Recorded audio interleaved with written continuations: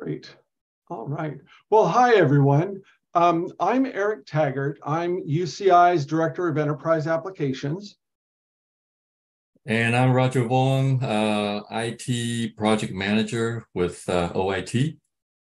And today we're going to review a proof of concept IT asset inventory system that we developed this past year. The slide deck that we're using here has a lot of information, and we'd like to make sure we have time to answer questions and discuss key topics. And since you have access to the deck via the UCTech conference site, we're generally going to move pretty quickly over many of the slides, not reading all the content. You can always go back and review the details later at your convenience, and we'll be generally taking questions throughout the presentation of something critical, and we'll have time at the end also for questions. All right, so nice picture here.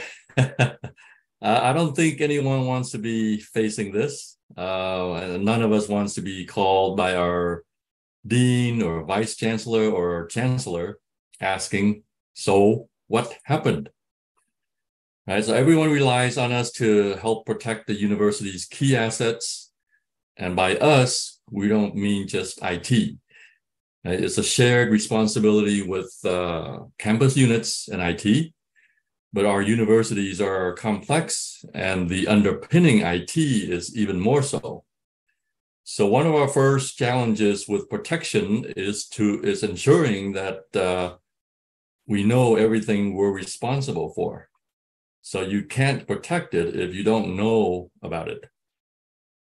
And of course, that's the title of our session today. So the lovely policy, we all know these policies to various levels. So we know UC's official IS3 and now the new IS12 policy for IT recovery.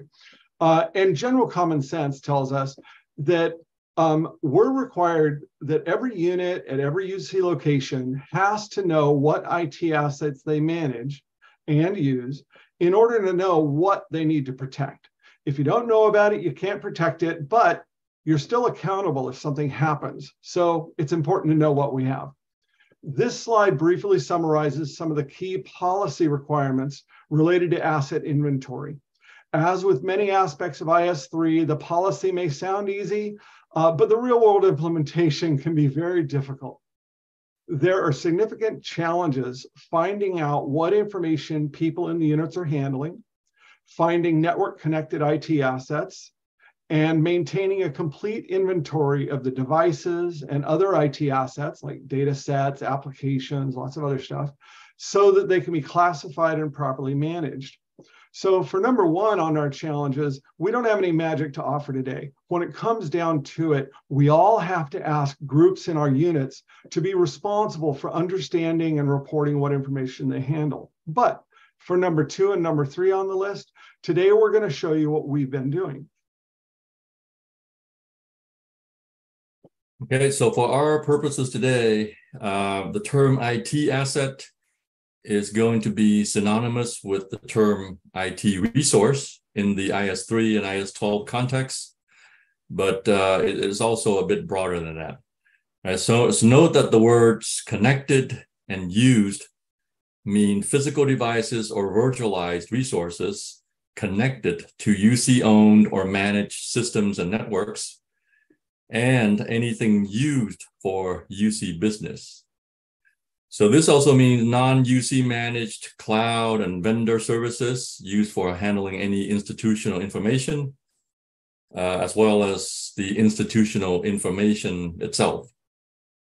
And so given this, IT assets basically mean the institutional information and the UC managed IT infrastructure used for supporting it. So throughout this presentation, we're going to refer to IT assets with this broader meaning. It's also very important to note that while IS3 clearly says we have to inventory P3 and P4 assets, really when it comes down to it, we have to inventory all unit IT assets regardless of protection level, so that we can make sure they're all properly classified. As a unit cannot properly classify their assets unless they have a complete list of everything they manage. So we've found many cases in the past where someone initially thinks an asset is a P2, then went on, upon further review and consideration by unit leadership, it's determined to be a P3, for example. So before we get too much further into this, we'd like to get a sense of where you all are at. Now, unfortunately, we're not able to see hand raises and things. So I'm going to ask you to do sort of a personal exercise sitting there in your office or wherever you're at watching this presentation. Even if you're watching the recording, I'm expecting you to do this. Can you give me a thumbs up or raise your hand if you're confident that the unit you work for has a clear IT asset inventory that generally meets IS3 requirements? So I can't raise my hand. Roger can't raise his hand. Most people probably can't raise their hands, but that's one of the first parts is, do you know that your unit has something? The second, thumbs are going up. All right, well, good. We're going to talk about this later. I'm going to want to hear from some of you all a little later. The second question we have, can you give a thumbs up if your location has an enterprise scale solution for IT asset inventory that's available to all units? Because that's another need that a lot of people have, is units are using Excel or other things just for their own lists, but there's really not a scalable resource. So maybe I'll get some reports of more thumbs up. We're going to reincorporate this a little bit later on. Oh, no thumbs. So sad. Here at UCI, we don't really have either.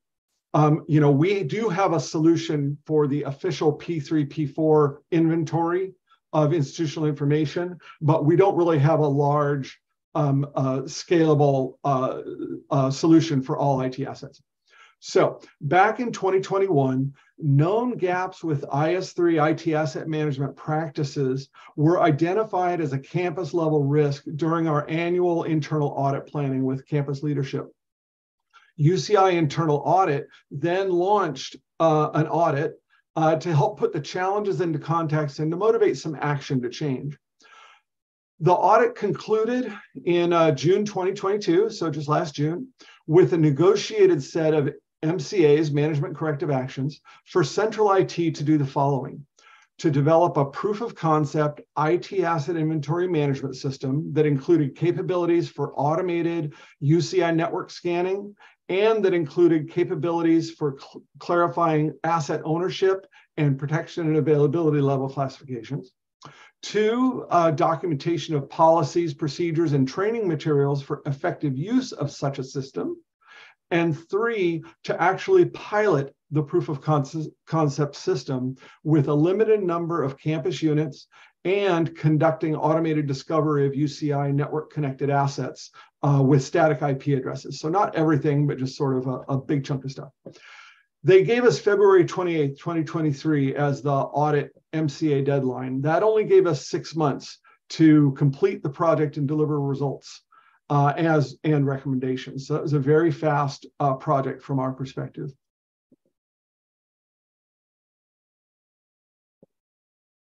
Okay, so before we initiated the project, we actually did further clarify the specifications for the project. So we decided to leverage ServiceNow CMDB as the primary data store and use ServiceNow platform capabilities for supporting any needed end user data management. We decided to utilize ServiceNow Discovery using credential-less scanning capabilities for network-connected IT asset discovery.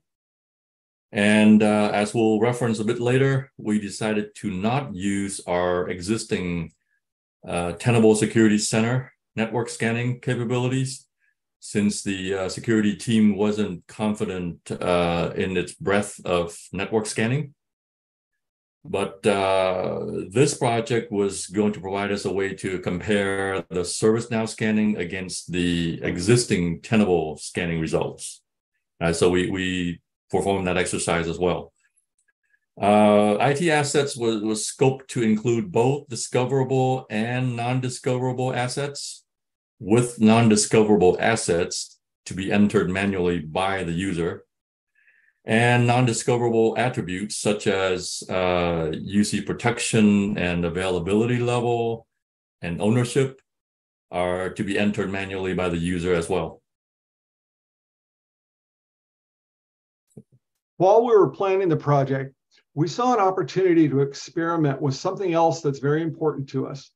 For years, we've been struggling to manage our ServiceNow CMDB, especially information on how various configuration items, CIs, are dependent upon each other. We wanted to see how well ServiceNow full credential-based scanning might be able to help us out there. So ServiceNow's credential-less scanning mainly relies on Nmap and other related probes, and it can't get much data about assets. It can't always tell the operating system, lots of other stuff, or how the assets are interrelated in various relationships. The credential-based scanning allows ServiceNow to collect significantly more information from a host.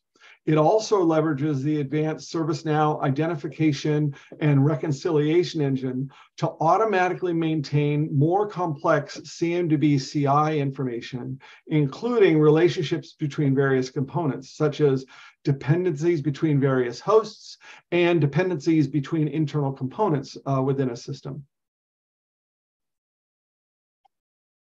And so for the project team, we quickly assembled a pretty diverse team with ServiceNow expertise, obviously, network engineering, security operations folks, as well as representation from the risk and compliance team. And we also enlisted several departments on campus to help with the pilot testing. So we conducted the project in two main phases. The first phase was the automated network asset discovery, and then piloting the proof of concept inventory management system. We're going to jump right into what we set up and what we found in each of those phases. We're actually going to show the system a little later, but let's start with the discovery. UCI Network Engineering and the security team, they have a primary Excel workbook that they've maintained for decades with information on all provisioned subnets on the UCI network and cloud and all sorts of other stuff. For a variety of reasons, we wanted to start with that as our initial source of truth, even though we knew it had some flaws in it, but it was the best thing that we had. We loaded the ServiceNow discovery schedules with 2,430 target subnets that covered over 130,000 addresses of possible IP space. The security team configured all of our managed firewalls. There were dozens and dozens of them to allow the on-premise ServiceNow mid server to be able to communicate with the protected subnets. The scans that happen in ServiceNow happen from that on-premise mid server. We only use credential-less scanning technology. ServiceNow starts with what's called a set of Shazam probes, sort of their own little term of stuff, and then it follows up with Nmap commands based on what it finds from those initial probes. The results come back through the identification and reconciliation engine, and then the CMDB gets updated. For this proof of concept, we needed to set an initial owner or responsible campus unit for every asset that we found. The base assumption was that all assets on a specific subnet should be owned by the campus unit that requested or owns responsibility for that subnet. The problem was our primary Excel subnets workbook didn't have good enough data on who owns each subnet. So we had to derive ownership based on who manages the building or the space where the subnet is mapped into wall jacks. We got the space data from our facility system, Tririga, and we joined it with our jackport data that was in another system, and we gave all that to ServiceNow. So the results. Interesting results. ServiceNow found over 6,000 assets that had also been found by Tenable. Big thumbs up. Tenable had found also almost 6,000 more assets that ServiceNow did not find. And as we did some research into what went on, we found two main issues. One, it turned out that there were some errors in our source subnet data where many large subnets didn't get scanned because their network span wasn't defined properly. But two, things weren't properly configured with the scanning service for ServiceNow to be able to scan non-routable IP ranges on our 10.x subnets. And Tenable had been able to do some of that. The other interesting information, ServiceNow found over 3,400 assets that Tenable did not find. And we're still trying to research why Tenable wasn't able to find those assets. So that was sort of a very interesting thing that is another topic. While we did have some good control over firewalls, we found that no one's maintaining a list of all of the router ACLs, and those access control lists blocked some ServiceNow scanning. OIT manages a whole bunch of routers, but they're not centrally managed ACLs, and that was a big challenge. Overall, ServiceNow credential-less scanning did get us enough basic information for what we needed for the IS3 focused proof of concept. It told us that there's something living at an IP address. But of course, it didn't generate data on the relationships between assets that, of course, we were really looking for. The subnet space mapping approach for determining asset ownership, like where is a network physically plugged in, it didn't work well at all. It was too rough and not practical. We have to really go and clean up the source subnet data and associate every subnet with a responsible campus unit if we're going to do this full scale. So let me talk a bit about the stretch goal. Using credentialed discovery scans, we got some really, really good results. We configured the needed credentials so we could scan the full stack of 2 different applications that you'll see listed here. The scanning was very successful. Not only did it find all the right IP-based assets, but it was also able to better classify each asset with more detail, tell us what kind of, whether it was a server or some other kind of a device, lots of details about it, what it was running. But it was also able to find things like all the applications and capabilities running within the machine. And that all got dumped into the CMDB. Most importantly, it created accurate relationship data on how every CI is interrelated, so that we could tell that a certain application was running on a certain machine, was virtualized in a certain cluster, was running in a certain data center. So really, really great relationship data. It gave us a lot of confidence that credential-based scanning can really deliver the useful results that we've been seeking for a long time about the CMDB. But it also helped us better understand that there's additional security risks with that level of credentialed scanning.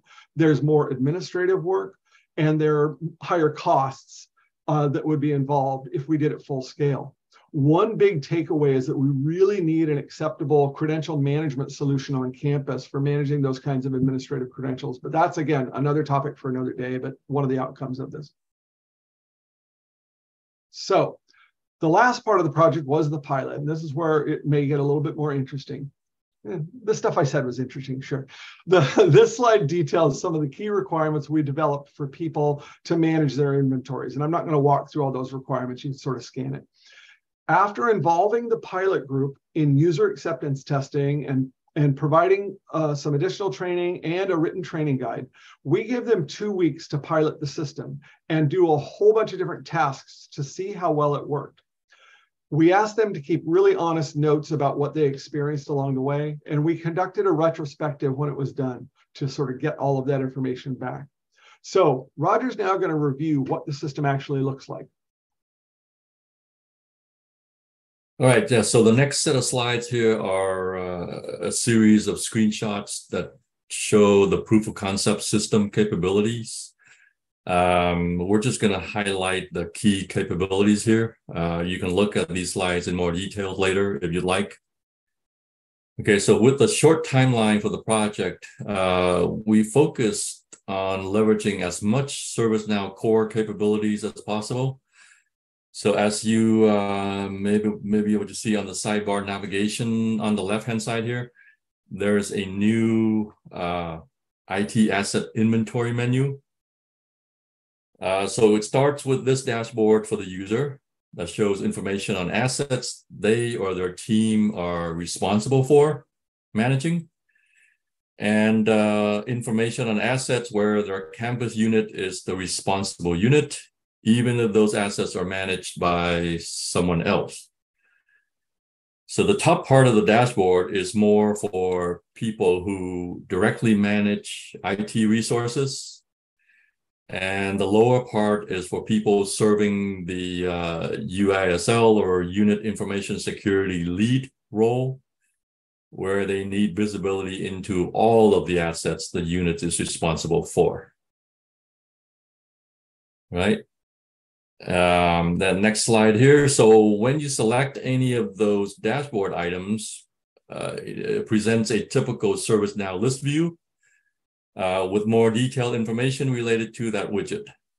So notice that this list also highlights in orange there any assets that haven't been marked as reviewed in the past 12 months. So just highlighting that so that, you know, as a user, you can take a look at that and give it more attention if necessary. Right, next slide. So here, you know, when selecting an asset from the list, we show a more detailed form where the user can add and or edit the needed information for that asset. Information like protection and availability levels and the date it was last reviewed, as well as other information on here. Okay, and then if someone sees an asset under a list that they're not familiar with, they can use the research item button on the bottom left there to initiate a request to the central support admins to help provide more information about that asset.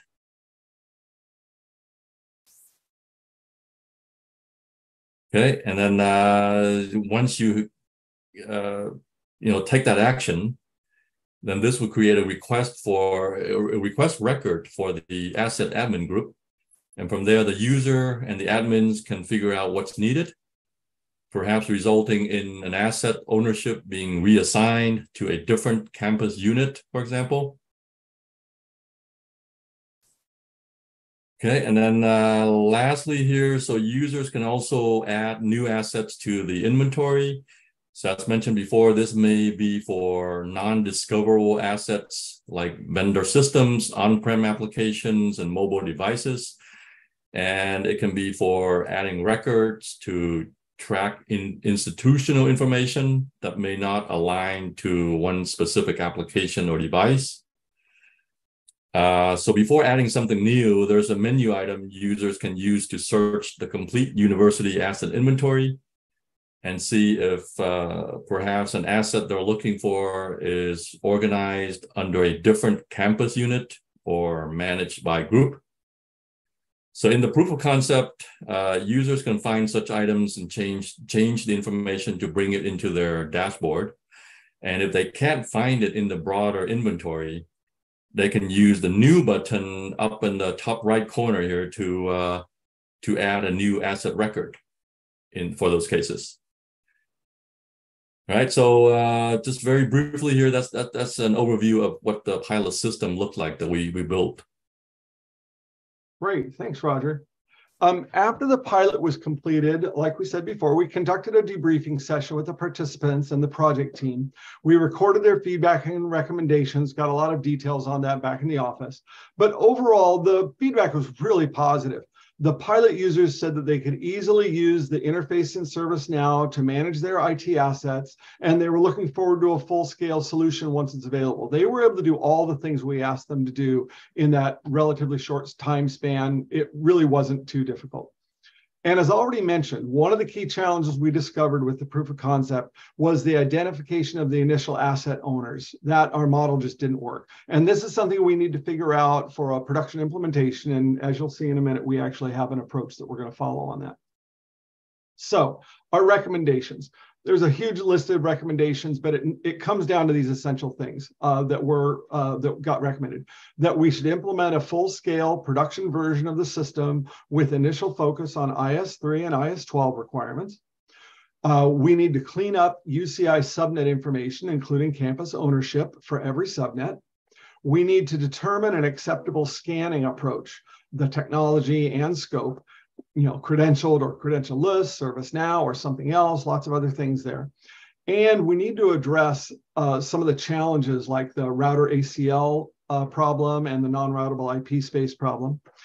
And then there was a recommendation that once we've covered IS3 and IS12, we should expand the scope of the system because people are seeking even more for an asset management system. They want to be able to manage the equipment life cycle or the software life cycle of vendor applications. They want to manage the financial aspects. What do they have to refresh? What's it going to cost? What's their investment in software? All this stuff. They want to be able to see everything and know what it is. They want to be able to do better IT operations management, something near and dear to my heart, and lots more. So we've identified a whole bunch of other things that people want to do with IT asset inventory maintenance that's beyond just the core IS3, IS12, and we see this sort of scaling up to those other needs over time. So what are we actually doing? Well, we've initiated a full-scale implementation project. It's in the pipeline right now. It's being started up as we speak. And we have an initial June 2024 delivery that we'll see if we make that schedule. Our network engineering team is implementing something called NetBlocks, and they're converting their legacy Excel workbook information into that. During this project, we're asking them to clean up the network segmentation definitions so it's complete and correct. And we're asking them to work on ensuring that every subnet has an identified responsible campus unit for any connected assets, so that when we load that information into ServiceNow, we'll be able to better have the asset ownership information. We're exploring approaches for the next level of automated network discovery. We're probably going to decide between two choices, Tenable or ServiceNow.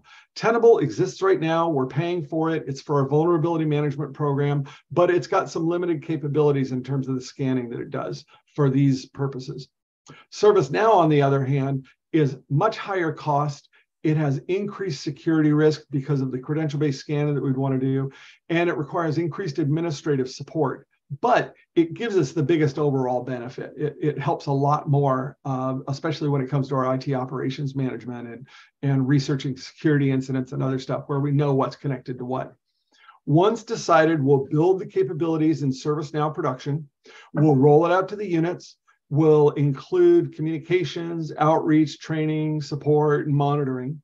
We'll monitor the usage because we want to make sure that all units are building their inventories needed for IS3 and IS12. And we'll, of course, provide support along the way. Once we feel it's relatively stable for IS3 and IS12, we're then going to look to expand to the other use cases sort of on a priority basis. So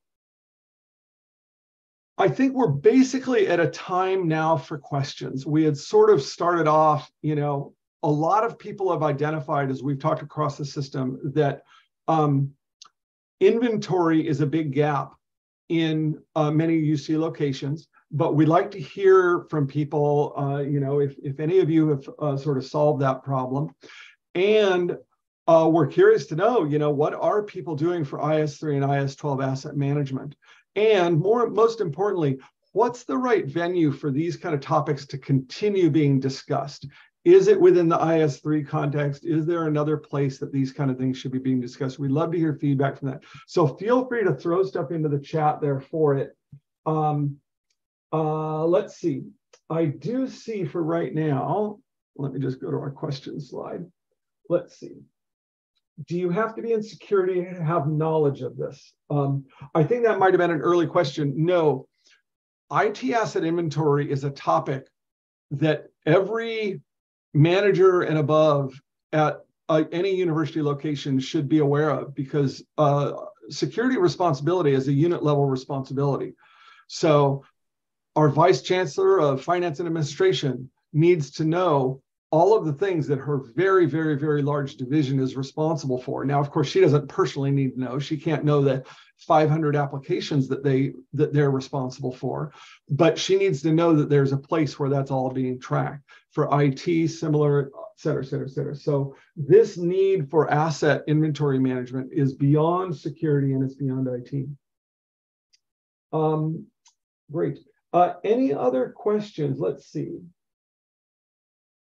If you were line staff, can you gain better knowledge? I guess it depends on sort of what your knowledge is. For us, this is all going into the CMDB. Our CMDB is available to anybody who has basic ITIL or other related permissions into it. So a lot of people can, and in fact, that's one of the reasons that we use ServiceNow is because it leads to the IT operations management aspects where we also need to know that same inventory because people are reporting incidents against it. Yeah, there are times where frontline staff need to know about some of this too. How did we get departments to grant us access? Well, in the case of the two systems that we did credential-based scanning for, they happen to be applications that my division owns as the technical owner. And so we had all of the access we needed to do that. In terms of the broad scanning, it didn't require any access. We did non-credential based scanning. So the probing that didn't require us to ask people what, can we probe that thing? For our proof of concept, we did stay away from things that were connected to health, things that were connected to the police department, and a couple of other key things that we just stayed away from. But in doing broad scanning, it's going to be opened up, and it's basically going to be scanning everything. Let's see. So is IT at UCI highly centralized? The central IT organization responsible for most assets across the system, or is it decentralized where you have to contend with many different units and departments? We're split 50-50. OIT, the central IT group, has a lot, but our academic schools and the research unit, the organized research units, they have a ton of IT that they directly manage. So that's one of the reasons that we included School of the Arts, because they have a ton of really interesting IT in arts, all sorts of different kinds of things, not just servers. They have all sorts of really, really cool stuff.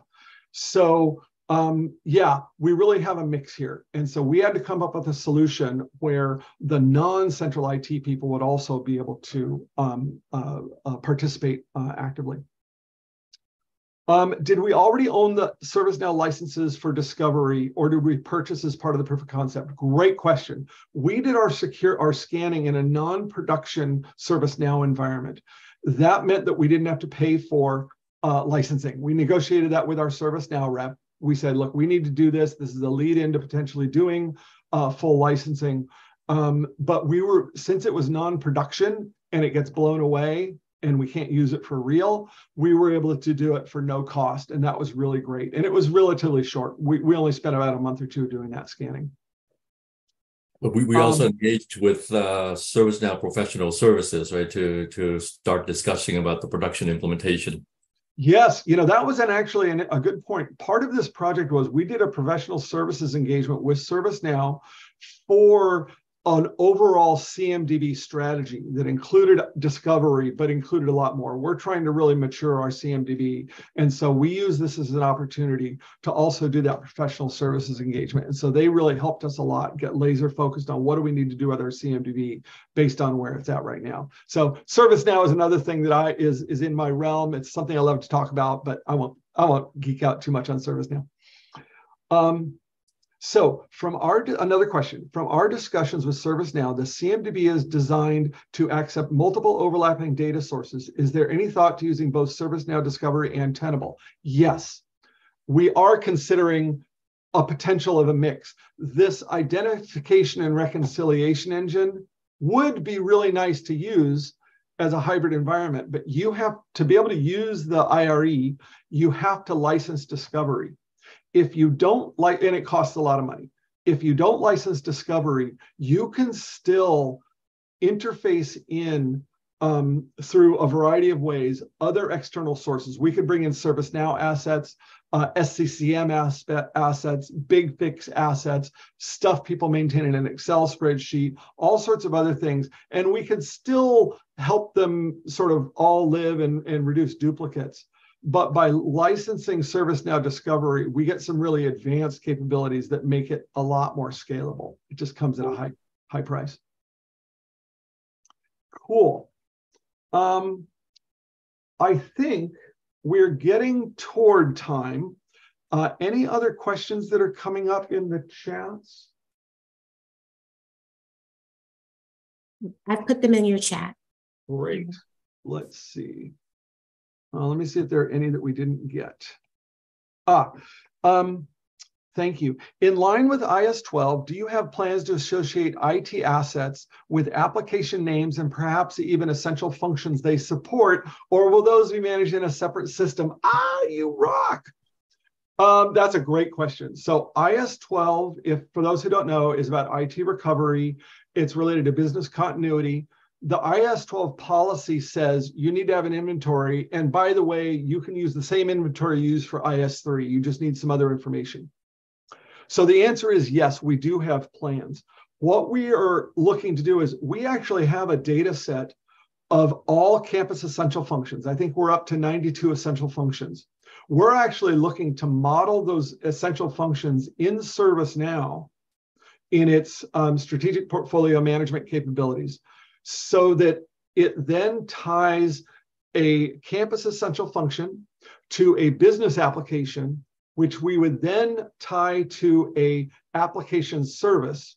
And once we tie it to an application service, ServiceNow takes over and it connects all of the application to all of the underlying stuff if we're doing automated discovery. So it gives us that full connection from end to end. And that's one of the reasons that we're so interested in paying for and figuring out the challenges with full automated discovery with ServiceNow, is because it really does give us that end to end. Otherwise, we'll have to be doing manual work to get those associations. How does our cloud-first approach affect our project's roadmap? Very good. Part of the discovery includes cloud-based discovery. ServiceNow can do cloud-based discovery. You have to give it the discovery schedules for it. We didn't experiment with it in this case, but we know all of our cloud space, and we could have just as easily set it in there, and ServiceNow is able to do that kind of probing. Tenable, I don't think Tenable does that. That's one of the types of things we got to talk about. But yeah, it's very important with that cloud first strategy that it be able to scale into that. And we're feeling pretty confident about that. Let's see. Thanks for sharing this excellent information. Have you considered using Tenable for discovery and then feed the data into ServiceNow for policy management portion? Could this reduce the admin costs associated with ServiceNow? Yes. But like we said before, Tenable only gives us the fact that there's something there. It doesn't help us with relationships, but that may be our starting place. And maybe we'll do ServiceNow discovery later. The other thing that we're looking to do, of course, is we would like to be able to have every vulnerability that's found in Tenable, we would like to have turned into a ServiceNow incident so that we get better tracking of those things. And that's another integration we've talked about. So yeah, very good thinking. I think you're all probably hearing the same stuff on your side that I'm hearing on ours.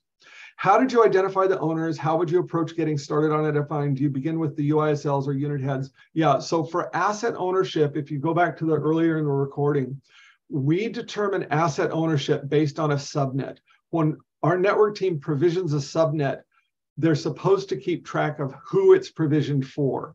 And whatever unit it's provisioned for has responsibility for whatever gets connected to that subnet. Now, we didn't have good data about that. So as we scale this up, we're going to be going back and refilling that and really making sure we have complete there, because it will continue to be on a per subnet basis. If we get to some really advanced networking where the subnet thing doesn't work out, we'll figure out how we adapt. But for now, we're looking at having it be based on who's responsible for a subnet. And like I said, we have about 2,500 subnets provisioned at UCI. Just checking time, okay.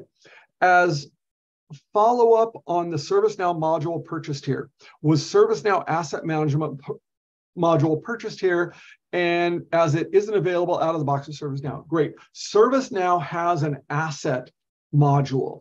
Great question, by the way. So thank you, whoever asked that. That asset module is much more about the financial aspect of assets, right? Who owns the contract, the maintenance agreement, what's the life cycle of it? Where's it got to go? It's not really about the CMDB IT asset part.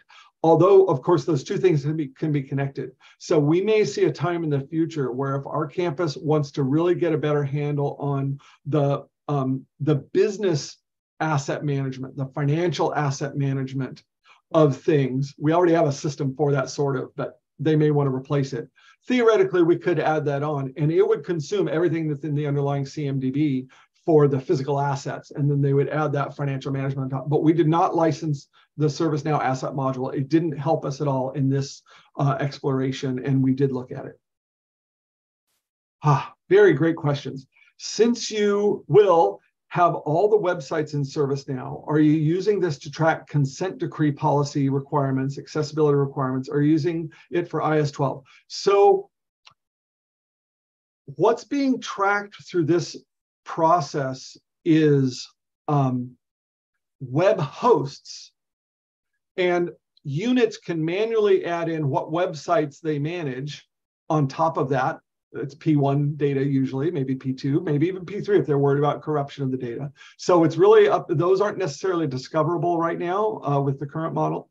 But in terms of consent decree, not quite sure what's there. Accessibility policy, no, not right now, although theoretically, if this is really a main inventory of that stuff, those are the kinds of +1s we could add on to the inventory of, if this is a website, if this is classified as a website asset, has it gone through accessibility checking?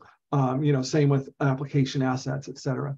And yes, we are using it for IS-12 policy. That's the scope, is we are going to be, our first version that we're looking to do in production is IS-3 and IS-12 together because they're so tightly commingled. 5-minute warning, last question. Were there other tools you would consider before deciding on ServiceNow? If so, were there any other tools, cost, or maybe just deciding in, how do we decide ServiceNow? We, out of the box, are heavily invested in ServiceNow. So we really did set as a main assumption for the project that we were going to use ServiceNow CMDB as the data store. We didn't know what we were going to do for the automated discovery. We were open to other things. We ended up deciding on ServiceNow Discovery for it, as we explained earlier in the presentation. We talked about Tenable. We talked about Landsweeper that we don't run yet, but we could. We talked about a number of other things for doing the discovery, but we did not talk about any kind of a different IT asset management system. We could have looked at an ITAM system. There are ITAM solutions out there that could have done all of this.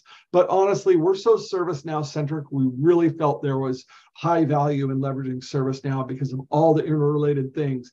And just getting an ITAM solution wouldn't necessarily have integrated well with all the other needs that we had out there, but we did consider it. So really the main factor was that we've already leaned in so heavily to ServiceNow. You all were awesome. Thank you. Unless the admins have another question to drop in, I think that's it. You can email me if you have follow-ups that you would like to hear about. I'll loop in Roger, anybody else. So thank you very much. There's a survey with the attendee hub, so please fill out the survey. Say wonderful things about me. No, I don't care what you say. Say nice things about Roger. He worked hard on this project.